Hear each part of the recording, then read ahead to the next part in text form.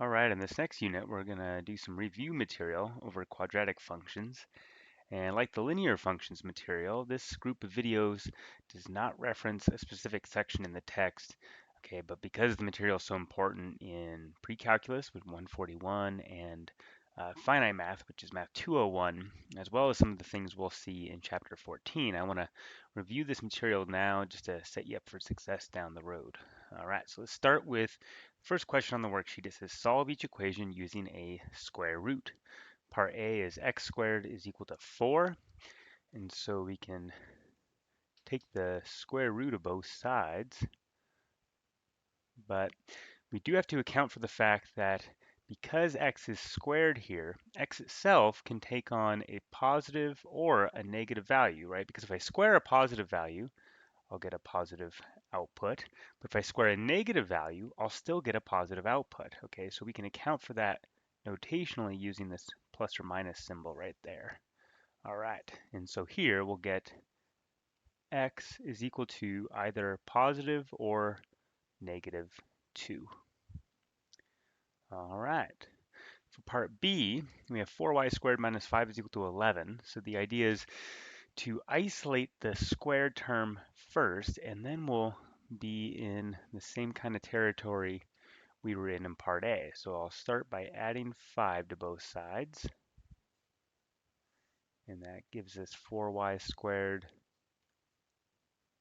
is equal to 16. And then I'll divide both sides by 4, and that gives us y squared is equal to 4, and we're actually in exactly the same place we were in for part A, so I take square roots of both sides now, include this plus or minus, and so that gives us that y is either positive or negative 2. All right. Part C, we have the quantity x minus 3 squared, and that's equal to 25. And while it might be tempting to multiply this expression out on the left-hand side, it's actually a lot easier to take the square root of both sides as the first step. And we'll include this plus or minus there on the square root of 25. So that's going to give us x minus 3 on the left. And square root of 25 is 5. So I have a plus or minus 5 here on the right. Now I'll go ahead and isolate x by adding 3 to both sides. And so we have that x is equal to, and on the right-hand side, I'm going to write this as 3 and then plus or minus 5. Okay, so there's two different numbers here, and I want to consider each case. So if I have a positive 5, then x is 3 plus 5, which is 8. And if I have a negative 5, then I have for x 3 minus 5, which is negative 2. All right, so our solutions here are 8 and negative 2. All right, for D, z squared is equal to 7. Well, take the square root of both sides, include this plus or minus there, and that gives us z is equal to plus or minus the square root of 7. And I can't simplify the square root of 7, and so we leave our answer in this form right here. All right, so that's it. Part E, z squared is negative 7. Okay, so this is really the same as part D, except now the 7 has a negative sign in front of it. So we can go ahead and take square roots of both sides, include this plus or minus, and now we see, oh, there's a negative under the radical sign. So we can write our answer using what's known as the imaginary unit. This is the number I, and by definition, this is the square root of negative 1. And note here that if I is the square root of negative 1, then if I square this number I get negative 1. Okay, now if I square a number on the number line, whether it's positive or negative or 0, I cannot get a negative output for that, right? So this number I, the square root of -1, this thing does not live on the number line. But nonetheless, we can express the solutions to the equation in part E using this imaginary unit.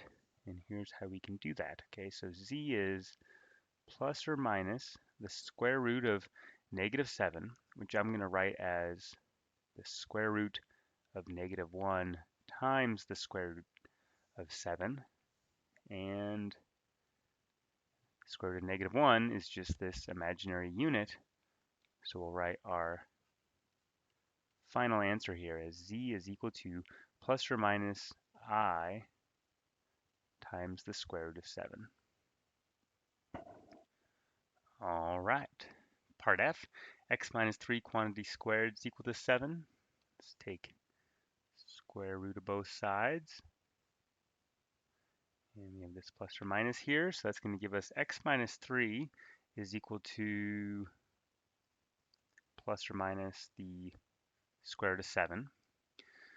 And just like we did in part C, let's go ahead and add 3 to both sides to get x on its own on the left-hand side. And then on the right-hand side, okay, I'm going to write this as 3 and then plus or minus the square root of 7. Okay, so it's customary to write an expression like this where the radical term comes second. Okay, and now if I compare where I'm at here with what I saw in part C, okay, here I had 3 plus or minus 5. Okay, and so by considering each case, I was able to write those resulting values in a simpler form.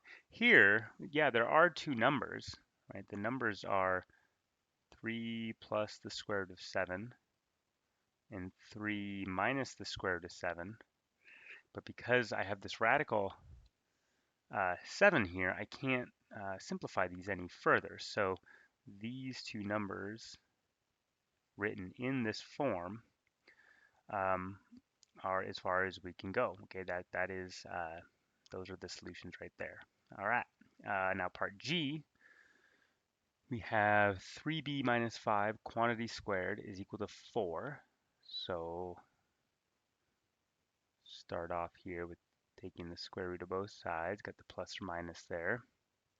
So this gives us 3b minus 5 on the left and plus or minus 2 on the right. So let's go ahead and add 5 to both sides. And that will give us 3b is equal to 5 plus or minus 2. Now here I could go ahead and simplify the two resulting values by considering each case, the positive 2 and the negative 2. But I'm actually going to go ahead and isolate b first, and then at the very end I'll go ahead and break things down further. So this gives us that b is 5 plus or minus 2 divided by 3. Okay, so now let's go ahead and consider each case. So if I have a positive 2, this will give us 5 plus 2 divided by 3, and that is 7 thirds. If I have a negative 2, then this gives us 5 minus 2 divided by 3, and that's 3 thirds, which is 1. All right, so altogether then, our solutions are b is equal to 7 thirds and 1. All right. And then h, 3b minus 5 quantity squared is equal to 7. Well, it's like really pretty much the same as g, except instead of a 4 on the right-hand side, we have a 7. Go ahead and take square roots of both sides. Got our plus or minus.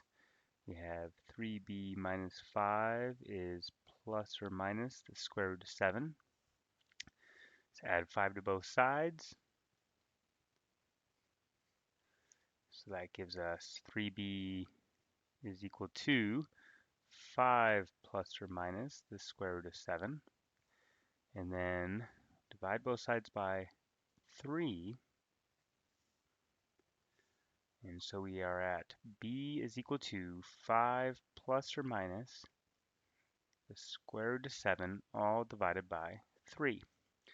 Okay, so comparing where we're at here with what we saw in part G, okay, I cannot take this any further like I did in part G because again I have this radical term, the square root of 7. So this is actually where we stop for part H. All right, so there's the solutions there. And now let's go ahead and look at the last question. This is part I on the next page here. So 2 minus 3 times the quantity 2x minus 4 squared, and that's all equal to negative 34. So let's go ahead and first isolate the square term. Okay, and then after we've done that, we'll use the square root. So I'll start by subtracting 2 from both sides. And so that's going to give us minus 3 times the quantity 2x minus 4 squared. And here we have minus 36. All right, let's divide both sides by negative 3. And that gives us the quantity 2x minus 4 squared on the left. And on the right, minus 36 divided by minus 3, that is equal to 12. All right, so now take square root of both sides. Got this plus or minus here. So it's going to give us 2x minus 4 on the left. And now on the right, I have the square root of 12. Okay, so as a side note here, square root of 12 can be written as the square root of 4 times 3. And 4 is a perfect square, right? This is square root of 4 times the square root of 3. And the square root of 4 is 2. So this is 2 times the square root of 3. So on the right-hand side here, I'm going to write this as plus or minus 2 times the square root of 3. All right, so we've simplified that radical 12. All right, so now let's go ahead and add 4 to both sides. So that gives us 2x on the left, and then here we have 4 plus or minus 2 times the square root of 3. And then divide both sides by 2, and that gives us x is equal to 4 plus or minus 2 times the square root of 3, all divided by 2.